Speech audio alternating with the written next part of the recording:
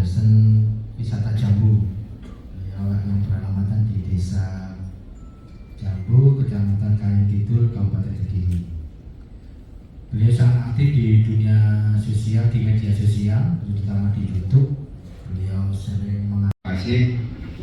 Nah, ini pada Mbak Lurah ini saya baru ketemu ini Mbak Lurah, tapi saya sudah kenal lama itu di YouTube karena sering melihat.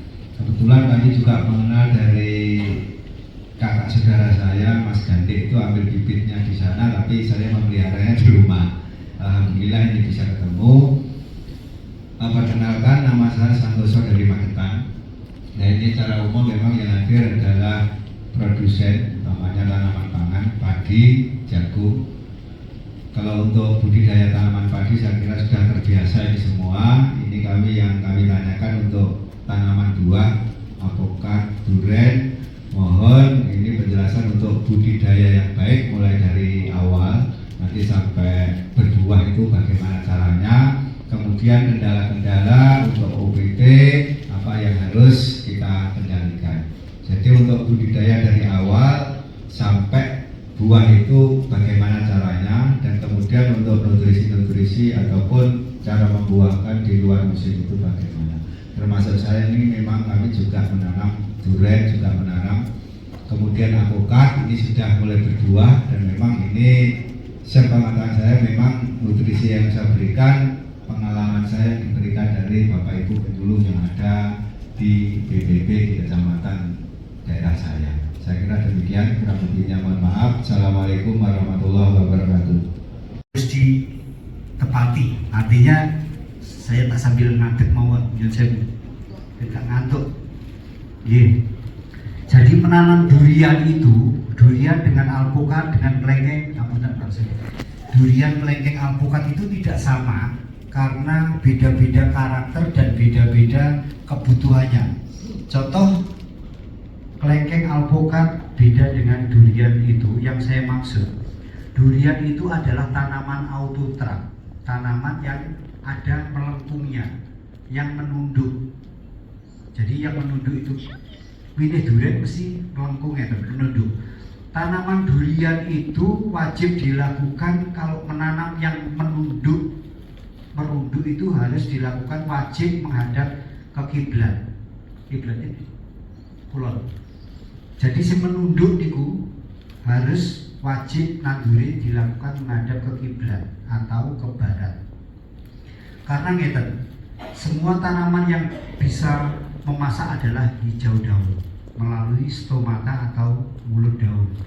Ketika tanaman itu menghadap ke kiblat atau ke barat, maka stomata ini pasti terbuka lebar untuk bisa menerima sinar matahari pagi. Sinar matahari pagi yang terbaik adalah mulai jam 6 sampai jam 8 pagi. Di petani, Pak. Petani itu kan pagi sampai siang di sawah, siang istirahat sebentar, habis itu sore lagi ke sawah lagi, selesai. Dan kita sendiri kadang-kadang di dunia online itu agak tayangan kita kurang begitu ada yang meminati, karena kalau kita di petaninya waktu untuk menonton, dan petani itu kadang-kadang melihat HP-nya atau marketnya mungkin ada yang paling bagus, menurut Pak Agus apa gitu. Intinya di bagaimana medsos ini bisa eksis di petani gitu Pak. Medsosnya Pak Agus ini bagaimana kiatnya bisa eksis di petani. Sama ini Pak, mau melihat kan Bapak kan di sini kan punya brand kelut Pak ya.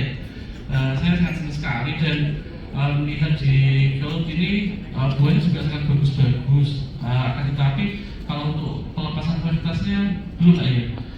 Jadi bagaimana baik yang sudah dilepas maupun yang belum, kalau kita tidak mampu mengeksplor potensi kita, potensi produk kita maupun potensi diri kita. Kalau produk kita itu adalah nomor yang kesekian, apa yang membuat kita, saya mohon maaf, apa yang membuat kita itu bisa dikenal, bisa dipercaya adalah kita sendiri. Produk banyak di mana-mana, tapi kepercayaan itulah yang kita bangun terhadap semua masyarakat yang ada di Indonesia sehingga mereka mau datang ke tempat kita, mau membeli produk kita. Kalau saya jualan bibit di Madiun, di Ngawi, di Ponorogo, dimanapun banyak. Tapi mengapa mereka jauh-jauh datang ke tempat saya? Itu salah satu adalah saya sendiri yang saya jual. Kami menjual diri saya untuk kepercayaan terhadap konsumen saya. Bagaimana konsumen saya lebih percaya? Salah satu adalah produk kita. Dan di dalam regulasi pembibitan penangkaran itu ada yang harus ditaati. Salah satunya adalah pohon induk. Menurut saya seperti itu.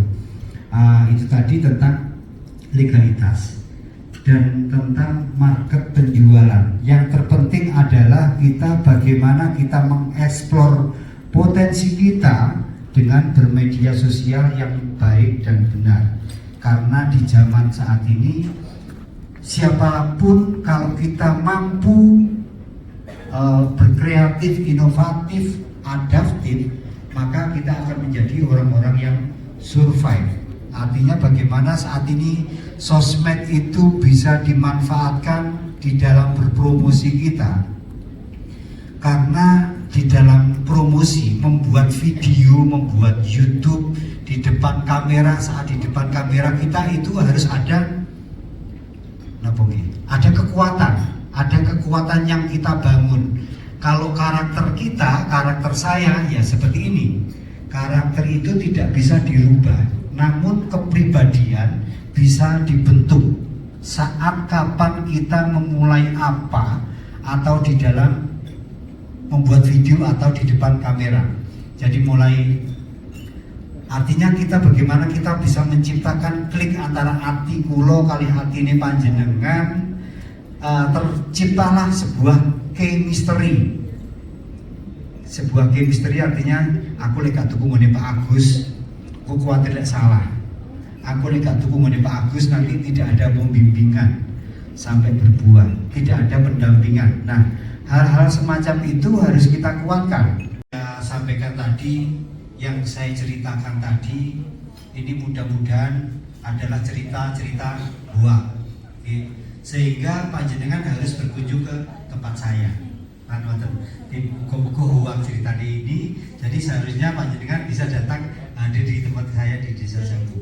Saya yakin menjadi seorang penangkar, menjadi apapun itu, kalau kita, karena berkaitan dengan karya, sebuah karya sekecil apapun karya kita, meskipun jadi tukang penangkar, baik penangkar padi maupun penangkar tanaman alpukat, hanya nyambung bibit itu adalah sebuah karya. Sekecil karya kita, kalau kita hargai, dan kita harus wajib menghargai karya orang lain meskipun karya itu juga kecil, tidak menutup kemungkinan karya yang kecil itu akan menjadi sebuah karya yang lebih besar. Terima kasih, saya akhiri wabillahi taufiq wal hidayah. Wassalamualaikum warahmatullahi wabarakatuh.